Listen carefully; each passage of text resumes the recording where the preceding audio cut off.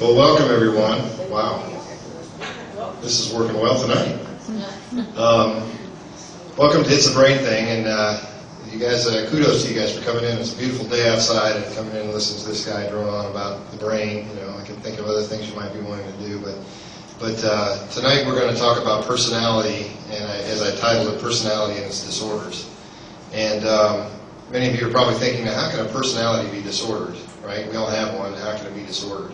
Maybe some of you know already, but we'll go into that a little bit. And one thing I want to say, a couple things I want to say before we even get started. First of all is, you know that the reason, you've heard me say many times, the reason I do these talks is because I'm trying to get folks to understand the brain and how it works so that we all understand ourselves a little better, but also so we're a little bit more understanding of the guy or gal next to us. And there's a little bit less stigma, a little bit more tolerance in our society for people who may act a certain way or behave differently or these kind of things.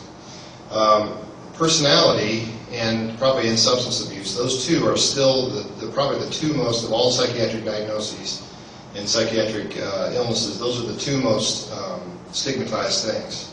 And I think, you know, we've talked before about when you don't understand something, that's when you tend to stigmatize something. You put it down or you stigmatize it. And I think personality and substance abuse both are things that folks have a hard time understanding. And I don't know that we always kind of, you know, logically think about these things as coming from the brain. You know, we think of them, substance abuse as a weakness or something. You know, it's a character flaw, right?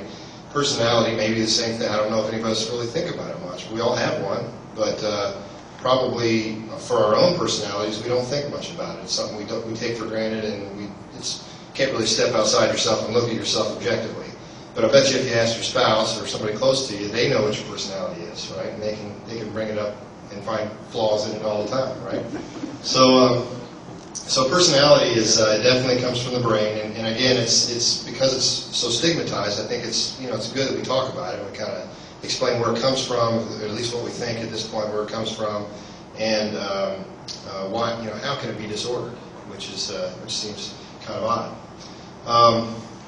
First of all, does anybody have, like if I were to say, what is a personality? Does anybody have, off the top of their head, can anybody come up with a guess or just like a couple words to describe it? You guys are sitting all in the back there, so I won't pick on them. But anybody, just shout it out if somebody knows anything. How you act. How you act, right? How you respond to different situations. Okay, how you respond to different situations, yeah. I guess it's kind of what makes us, right? It's what makes me different than you, and all the folks in the room. So it is somewhat in charge of how you act. It's not the only thing, of course, and it's also not the only thing that makes you, of course. We've talked about all these other things that can affect that a little bit, depression, anxiety, and such. But personality is sort of core who we are. Like if you're not depressed, if you're not anxious, if you have no other, if it's just you existing the way you are, that's your personality. There are some sort of formal definitions, and it kind of comes to your point as to the definitions of personality. Some of these are I just got them out of a dictionary where you guys can find them too. And they sound kind of technical, but if you read between the lines a little bit, they're basically what you said.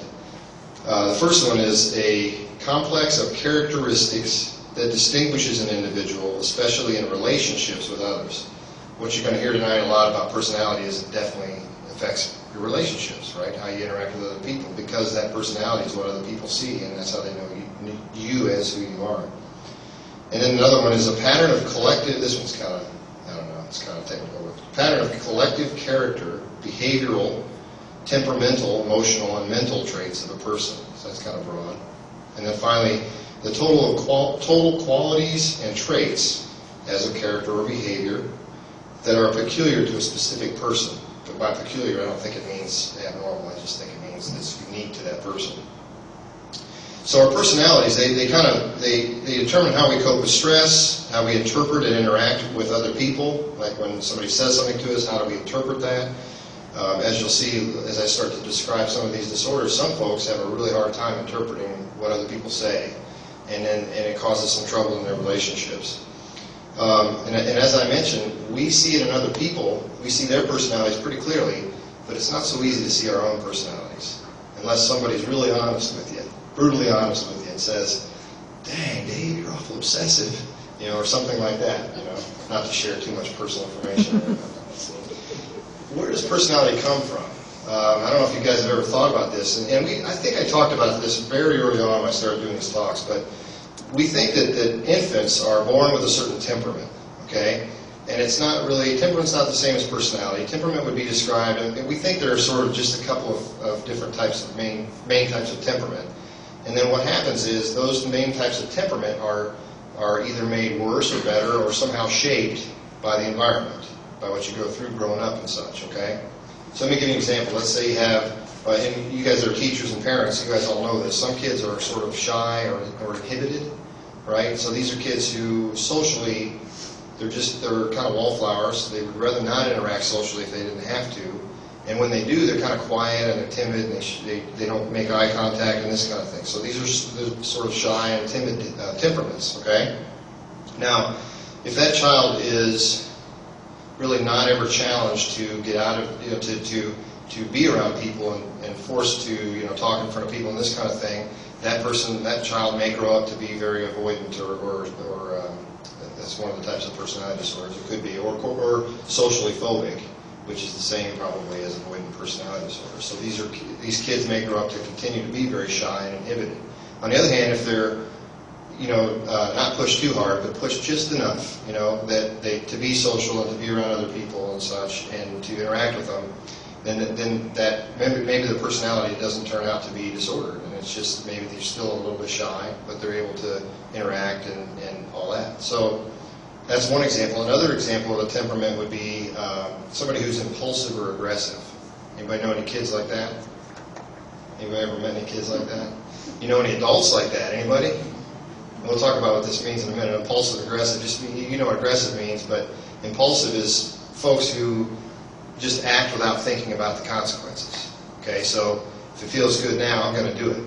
Don't really think about, oh gosh, I might lose my kids, I might lose, I might get put in jail or whatever else. They don't think about the consequences, they just act. So again, we think that kids are sort of like that, they're born like that, and then depending on their environment, that can either be shaped in a more positive way so that doesn't interfere with their functions much growing up, or it can interfere, their environment. Let's give you an example.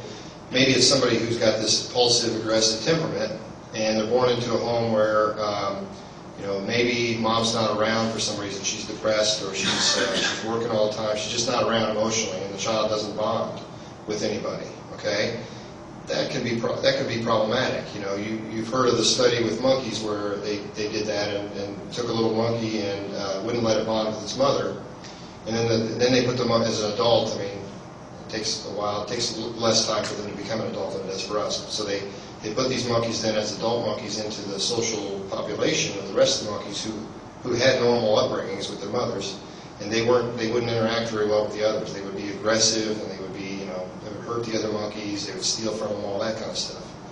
So I mean, we're not monkeys, of course, but you can deduce a little bit, or and the theory is that perhaps this ends up with humans having antisocial personality disorder, which we're going to talk about tonight.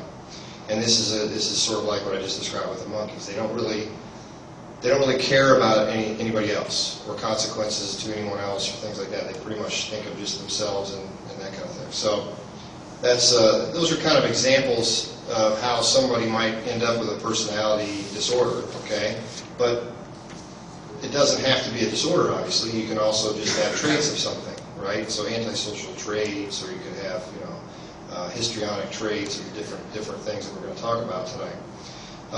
Again, what is it that I always say? How do we know it's a disorder versus just your personality? It's anything in psychiatry. How do we say it's a disorder? Anybody know? If it interferes with your daily. Absolutely. If it interferes with your function. Hey, somebody's been listening here. It's good. Yeah, if it interferes with your function, right? So who cares what somebody's personality is like? It's not a big deal unless it interferes with their function, right? If they can't hold a job, if they can't have a relationship, then then it can be a problem. That's kind of tough.